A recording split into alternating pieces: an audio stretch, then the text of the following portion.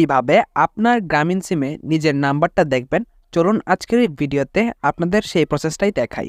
শুরুতে আপনার মোবাইল থেকে ডায়াল প্যাড ওপেন করুন এবং ডায়াল প্যাড ওপেন করার পর এখানে আপনাকে ছোট্ট একটি কোড ডায়াল করতে হবে।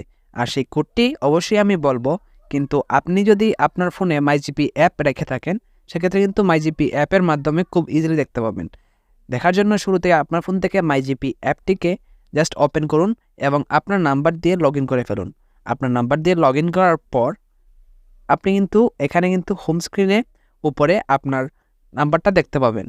এবং আপনার ফোনে যদি মাইজিপি অ্যাপ না থাকে সেক্ষেত্রে আপনার ফোনের নাম্বারটা দেখার জন্য আপনি জাস্ট আপনার গ্রামীণ সিমে একটি কোড ডায়াল করবেন। আর সেই কোডটি হচ্ছে *2*2# এই কোডটিকে জাস্ট আপনার গ্রামীণ সিমে আপনি ডায়াল করে ফেলুন এবং কোডটিকে ডায়াল করার পর কিন্তু আপনি এখানে একটু অপেক্ষা করতে হবে।